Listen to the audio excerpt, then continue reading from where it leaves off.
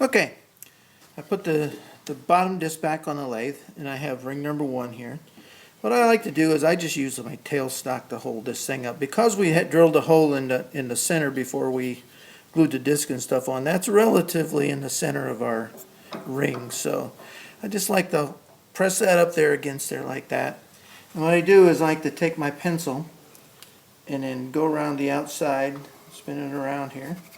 And that'll show us where we need to apply glue. There's no sense in applying glue to all of it because this ring is way bigger than our disc. So if we take that off and take a look at it, we can see that this is the only area that's going to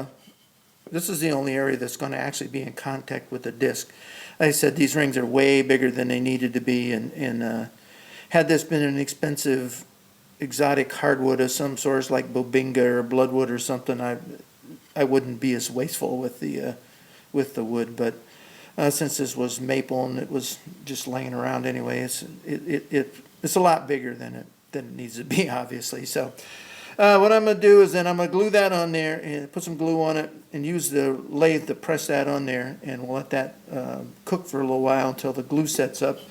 With modern glues nowadays, it doesn't take about maybe half an hour or so for the glue to get tacky enough that we can take this whole assembly off the lathe and set it aside and let it dry for a while. So that's what I'm going to do next.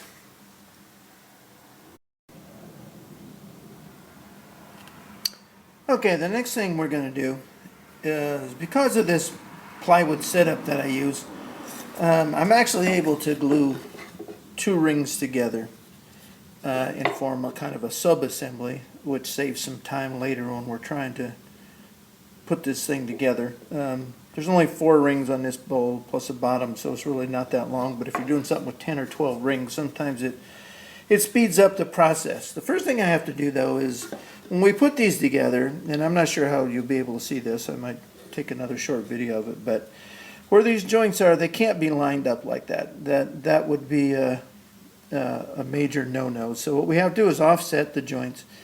So this joint on this, between these 2 segments, has to be halfway between the full segment on this side. So what I did was I measured the length of this segment, which is 1.5 inches, or 1 3/4 inches, sorry.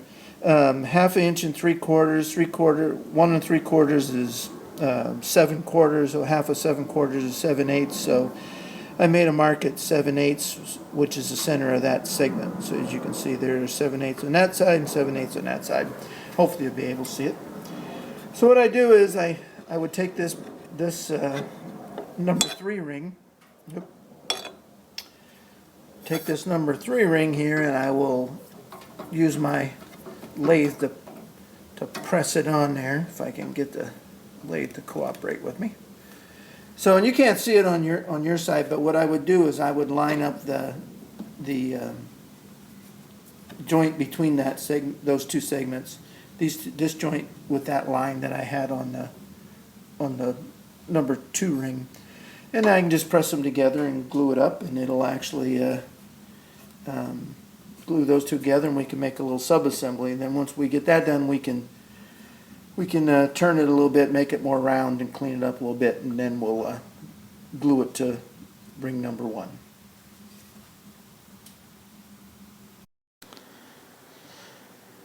Okay, this is a little bit better view of what I was trying to describe earlier. This is my mark. This is half of that distance of that segment right there.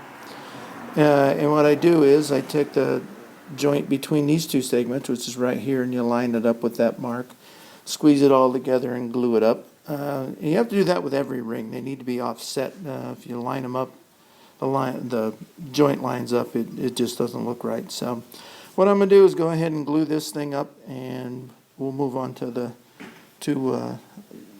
turning the ring number 1 in the base. Okay, I've moved the camera around to the other side of the lathe here. I apologize for the quality of this video. I don't have any video equipment, as I've stated in previous videos, so I'm trying to do this whole thing on my iPhone. So it's almost comical. I have the thing clipped to the top of my dust hood.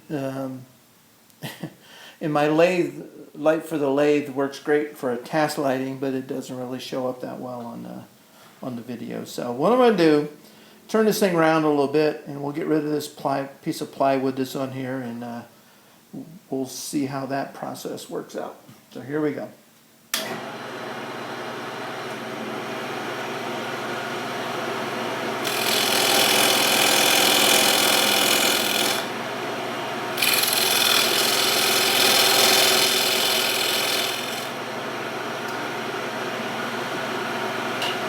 That plywood is rough on the edge of the bowl gouge, so what I usually use is a skew.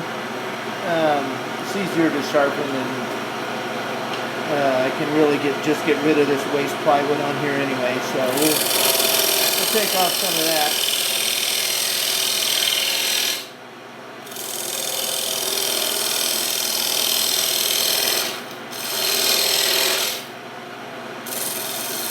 We really just want to take off the plywood, not any of our maple, so we can kind of tell when we get down to it. It'll be a little lumpy. Let's see how it works out. We can take off a little bit more. There's a couple of little pieces of plywood left on there, so let's take that down a little bit more.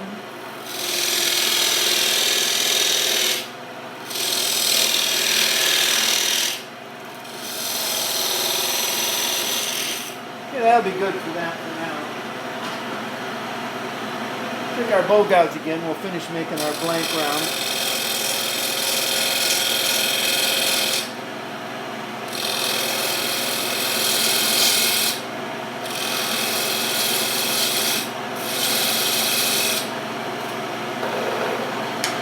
Not quite.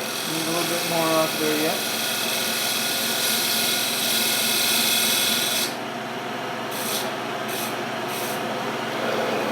Alright, that feels pretty good. Let's see how we're doing. Alright, let's see. We got the blank round. It's certainly not the right shape yet, but the idea is to get rid of this piece of plywood that's still stuck on here. You can see I got my tailstock holding it. We're going to continue to move it, and eventually once we get down to where we reach the inside of the ring, it'll just kind of pop loose. The tailstock will keep it from going any place. So let's go ahead and get the rest of that off of there.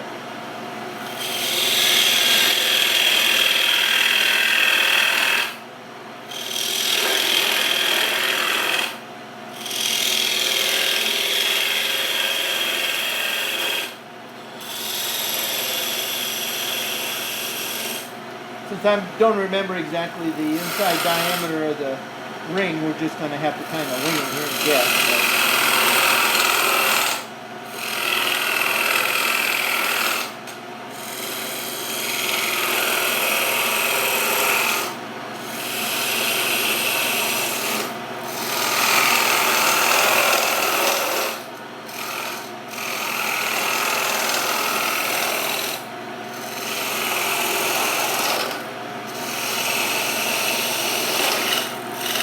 We're getting close.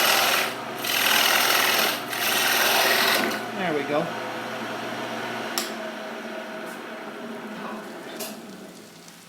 There, we can take that off of there. Move the tailstock back a little bit. And there's our ring. We need to flatten that out now, and that's a piece of scrap, so we can throw that away. We need to flatten that out, and we can do that with a couple of different ways. We can use a scraper and a bowl gouge, or however we're going to do it. And then at the end, we'll sand it flat with our sanding block. So let me proceed ahead with that, and we'll come back.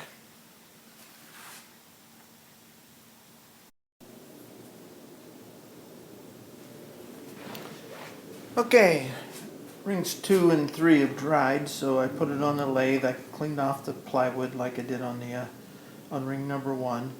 Had a little bit of a design modification. The maple when I started was about 3/4 of an inch thick, and by the time I run it through the drum sander and whatnot, it was less than 3/4. So For cleaning these up, we're going to make the width of the segments, the thickness of them like this. We're going to make it 5/8 of an inch, so I got a line on the outside there. I'm just going to take a scraper and clean up the face of this a little bit, and then we'll sand it flat, and then we'll be able to glue.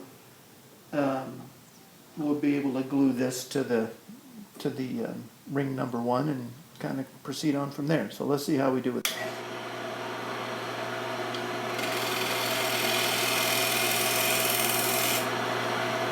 I like to use my scraper on some of this stuff in kind of a shearing cut. It makes it a little bit easier to control, I think.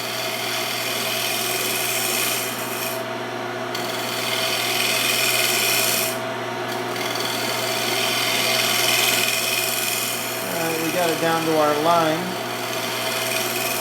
our 5/8 inch line.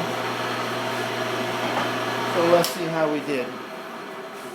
Take a straight edge and put it across there, and that's pretty flat. A little dip in the center there, but it doesn't really gonna make that much difference. So what we'll do is, like we did before, we'll take the tool rest off, take in our pencil, and we'll make a mark on there.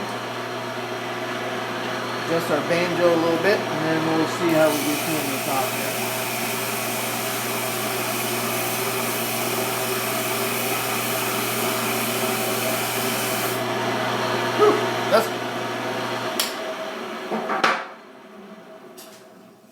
All right, you can see we got the outside sanded. There's not here, but that's all going to get turned away on the inside anyway. So we really only need to flatten the part where where it's going to glue to the previous ring. So let's go ahead and glue that onto the bottom.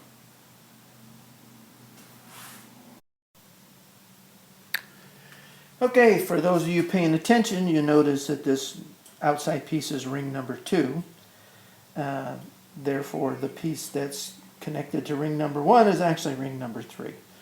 It really won't make a difference in this bow because 2 and 3 were the same size. However, I should have paid more attention to which ring I actually cut the plywood off of, because once you cut it off, there's no going back. So I have ring number 1, 3, and 2, which is not the way I intended to do it, but that's why I'm, before I commit to some serious, expensive, exotic hardwood, that's why I'm building this simple bow here to get back into the swing and not make these dumb mistakes like that. So, and this particular bow is no harm, no foul, because those 2 rings were the same size anyway, but it could make a difference if I was doing something with some expensive hardwood. So something to be aware of, and I wanted to point it out because I did in fact mess that piece up. So